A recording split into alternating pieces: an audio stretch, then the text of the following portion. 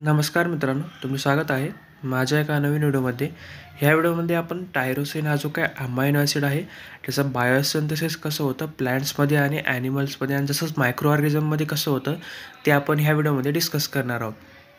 आणि जे ह्युमन्समध्ये आहे ते आपण डाएट थ्रू ते इनटेक करू शकतो. आपण आपल्या बॉडीमध्ये ते बायोसिंथेसिस करू शकत नाही, कारण की हा जो अमायनो ॲसिड आहे तो नॉन इसेन्शियल अमायनो ॲसिड म्हणून येतो.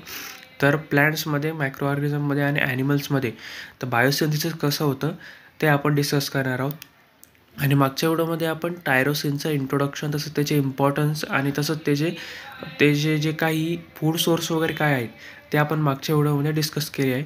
जर तुम्हाला तो व्हिडिओ पाहायचा असेल तर डिस्क्रिप्शनमध्ये मी लिंक प्रोव्हाइड केलेली आहे, तुम्ही तो व्हिडिओ पाहू शकता.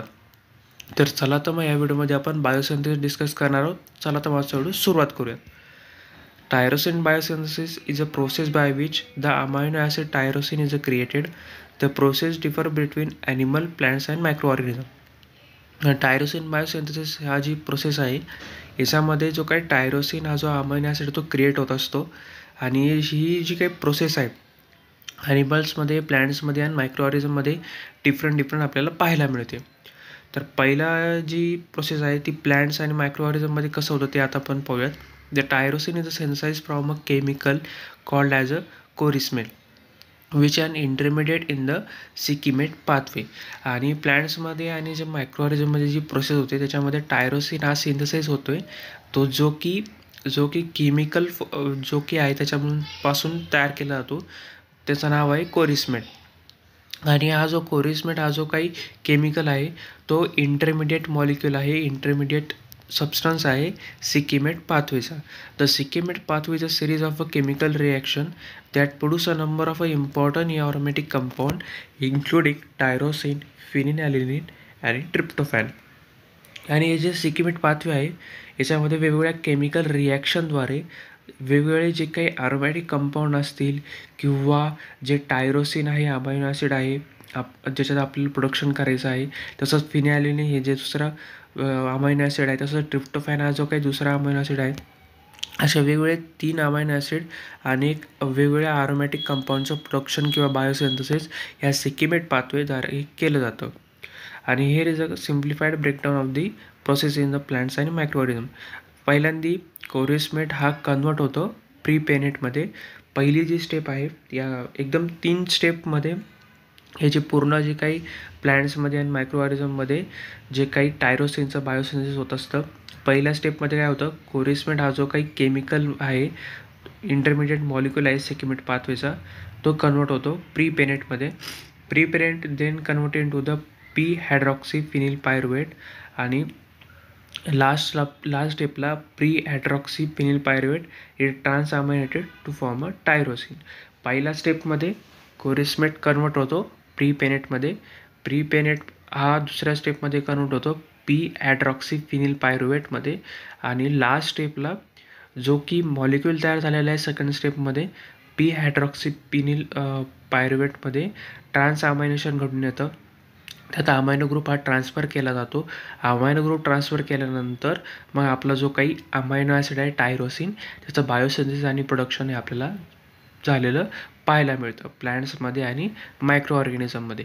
ही झाली प्रोसेस प्लॅन्ट्स आणि मायक्रो ऑर्गॅनिझममध्ये टायरोसिन बायोसिंथेसिसची. आता आपण पाहूयात ॲनिमलमध्ये. The animal on the other hand can not synthesize the tyrosine on their own, they must be obtain it from their diet. आपल्यासारखंच ह्युमन्समध्ये आणि ॲनिमल्समध्ये डायरेक्टली टायरोसिनचं हे सिंथेसिस त्यांच्या बॉडीमध्ये होऊ शकत नाही, पण ते डाएट थ्रू हे इनटेक करू शकतात.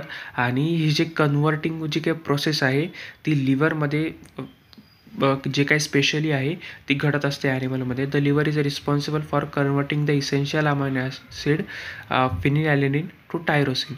जो काही फिनिलॅलिन हा जो काही इसेन्शियल अमायनो ॲसिड आहे त्याच्याद्वारे लिव्हरमध्ये फिनिलॅलिनचं कन्वर्ट केलं जातं टायरोसिनमध्ये. म्हणजे जर ॲनिमल्समध्ये टायरोसिनचं बायोसिंथेसिस करायचं असेल तर ते फिनिलॅलेनिन हा जो अमायनो ॲसिड आहे ॲज अ प्रिकर्सर म्हणून यूज केला जातो, ॲज अ इनिशियल मॉलिक्यूल म्हणून उपयोग केला जातो, जेणेकरून टायरोसिनचं प्रोडक्शन किंवा बायोसिंथेसिस ॲनिमलमध्ये होऊ शकेल. आणि याची एकदम सिंपल प्रोसेस आहे, एकच स्टेप प्रोसेस आहे.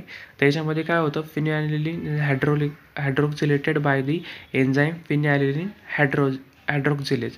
आणि जो की फिनिलॅलेनिन हायड्रोक्सिलेज हा जो काही एन्झाईम आहे तो हायड्रॉक्सिलेट करतो, जो की फिनिलॅलेनिन या अमायनो ॲसिडला. आणि हायड्रॉक्सिलेशन रिॲक्शन झाल्यानंतर हायड्रॉक्सिल ग्रुप हा फिनिलॅलेनिन मॉलिक्यूलमध्ये ॲड केला जातो. म्हणजे ह्या रिॲक्शनमध्ये काय होतं, हायड्रॉक्सी ग्रुप हा फिनिलॅलेनिन मॉलिक्यूलला म्हणजे त्याच्या स्ट्रक्चरमध्ये जे की पूर्णपणे कॉम्पॅक्ट स्ट्रक्चर असतं त्याच्यामध्ये हायड्रॉक्सी ग्रुप हा अटॅच केला जातो. आणि हायड्रॉक्सी ग्रुप अटॅच केल्यामुळे तो जो स्ट्रक्चर आहे, तो जो फिनिलॅलेनिन हा जो काही अमायनो ॲसिड आहे तो कन्वर्ट होतो टायरोसिन अमायनो ॲसिडमध्ये. एकदम सिम्पल प्रोसेस आहे. म्हणजे फिनिलॅलेनिनचं कन्वर्जन होतं टायरोसिनमध्ये बिकॉज ऑफ दी फिनिलॅलेनिन हायड्रॉक्सिल एन्झाईममुळे. याच्यात काय करतो हा एन्झाईम, काय करतो, फिनिलॅलेनिन हा जो अमायनो ॲसिड आहे त्याच्यामध्ये हायड्रॉक्सी ग्रुप अटॅच करतो. आणि अटॅच केली किंवा ॲड केल्यानंतर तो हा जो मॉलिक्यूल आहे तो डायरेक्टली कन्वर्ट होतो टायरोसिनमध्ये. आणि ही जी प्रोसेस आहे ती मेनली लिव्हरमध्ये घडते ॲनिमल्समध्ये.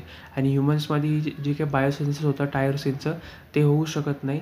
आपण डाएट थ्रू ते इंटेक हे करू शकतो किंवा सप्लिमेंट थ्रू किंवा ते आपण घेऊ शकतो. ज्यावेळेस डॉक्टर हे प्रिस्क्रिप्ट करतील तेव्हाच जे काही टायरोसिनचं सप्लिमेंट्स वगैरे ते घेतले गेले पाहिजे. आणि जर हे जे प्लॅन्ट्समध्ये, मायक्रो ऑर्गॅनिझममध्ये, ॲनिमल्समध्ये मेनली जर त्याचं प्रोडक्शन किंवा बायोसिंथेसिस झालं तर त्याचे वेगवेगळे उपयोगसुद्धा आहे टायरोसिनचे. ते आपण प्रोटीन सिंथेसिससाठी वापरू शकतो, न्यूरोट्रान्समीटर प्रोडक्शनसाठी वापरू शकतो, डोपामिन, एपिनेफ्रिन हे जे काही न्यूरोट्रान्समीटर आहे त्याच्या प्रोडक्शनसाठी जे काही टायरोसिन आहे ते वापरू शकतो. तसंच मेलेनिन प्रोडक्शनसाठी वापरू शकतो, जे की स्किन कलर, तसंच आईज आणि याला कलर पिगमेंट देण्याचं काम करत असतात. तसंच जे काही थायरॉईड हॉर्मोन असतात आपल्या बॉडीमध्ये T3 T4 हे जे थायरॉईड हॉर्मोन असतात त्याचं प्रोडक्शनसाठी टायरोसिन हे जे काही अमायनो ॲसिड आहे ते वापरलं जातं. त्याचे वेगवेगळे उपयोग आपण पाहायला मिळतो, पण त्याचं मेन एक फंक्शन आहे की प्रोटीन सिंथेसिस करणं, एक स्पेसिफिक प्रोटीन सिंथेसिस करणं. हे प्रत्येक अमायनो ॲसिडचं एक कॉमन आणि स्पेसिफिक जे काही इम्पॉर्टन्स आहे ते आपण पाहायला मिळतं. तर ह्या व्हिडिओमध्ये आपण ॲनिमल्समध्ये आणि प्लॅन्ट्समध्ये आणि मायक्रो ऑर्गॅनिझममध्ये जे काही टायरोसिन आहे त्याचं बायोसिंथेसिस कसं होतं ते आपण डिस्कस केलं. जर तुम्हाला माझा व्हिडिओ इन्फॉर्मेटिव्ह वाटला असेल नक्की या व्हिडिओला लाईक करा, शेअर करा आणि सबस्क्राईब करायला विसरू नका या चॅनलला. तर चलाच भेटूया अशाच एका इन्फॉर्मेटिव्ह व्हिडिओमध्ये.